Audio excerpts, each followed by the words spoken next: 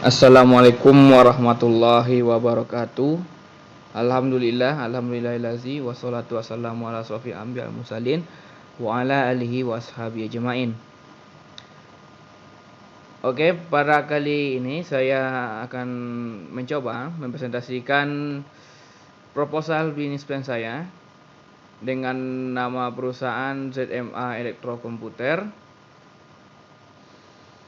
yang bergerak dijual laptop second dan barang elektronika atau servis elektronika dengan nama Zaki Rahmat dengan NIM 276.111.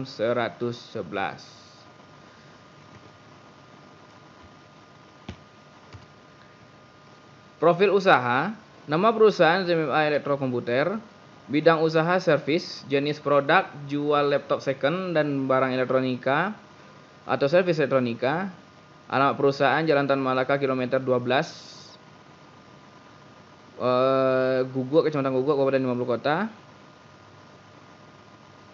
Dengan nomor telepon 0853 6884 5921 dengan email zakirahmat@gmail.com.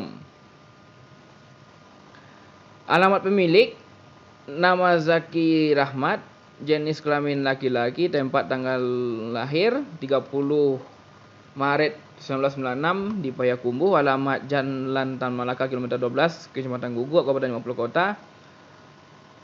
Nomor telepon 0853 6884 5921 dengan email zakirahmat@gmail.com. Peran dalam perusahaan adalah sebagai pemilik.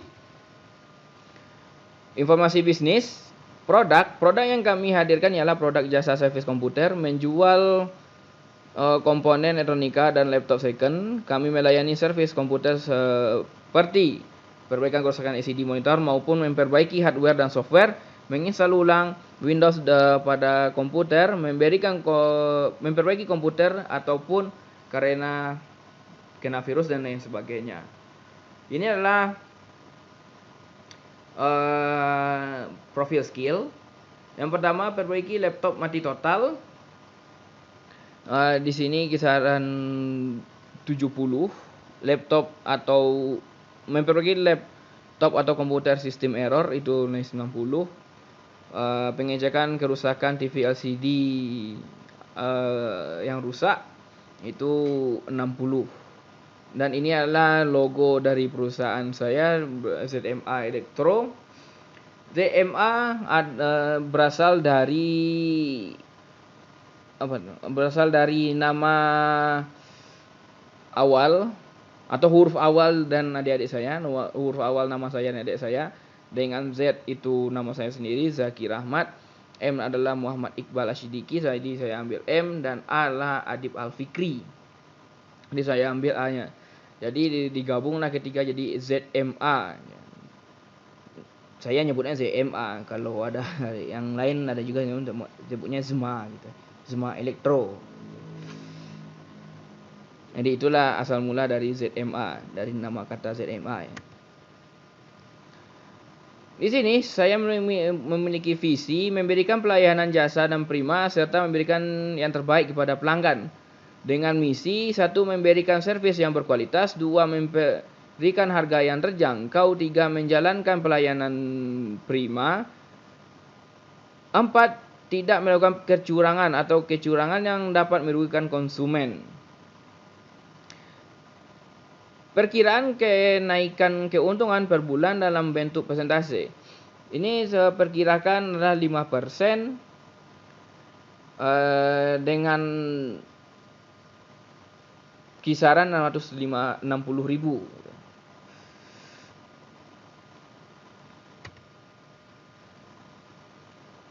Analisa pasar.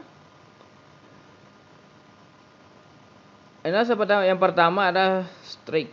Itu adalah kekuatan dari perusahaan ini berasal dari 1. Usaha ini berdiri pada kawasan yang sering dilewati oleh masyarakat. Yang kedua, kawasan dekat dengan sekolah dan juga mudahnya usaha yang ditemukan. Kawasan yang dekat dengan sekolah, kalau perusahaan ini di depannya ada SMK 1 Kecamatan Guguk, dan arah barat sekitar berapa tuh? 500 meteran mungkin, 500 meteran. Itu ada MTSN Dangun-Dangung, dan arah ke baratnya lagi itu kisaran 1 kiloan. Di situ ada SMA 1 Kecamatan Guguk. Uh, Setelah itu dekat tuh ada kantor wali negari dan kantor camat.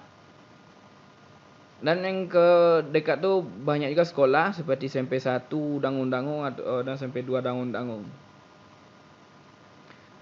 Untuk mendapatkan keuntungan atau profit, saya memiliki strategi. Satu, berfokus pada siswa sekolahan dan juga pegawai perkantoran. Pada yang satu ini saya fokus ke siswa sekolah karena banyaknya para siswa sekarang ini yang melakukan kuliah atau belajar daring gitu ya. Belajar daring menggunakan laptop. Dan yang kedua menggunakan media sosial seperti WA, IG, dan FB sebagai media promosi. Dan selain itu saya juga mempromosikan perusahaan saya melalui media sosial media seperti WhatsApp, IG, dan Facebook juga.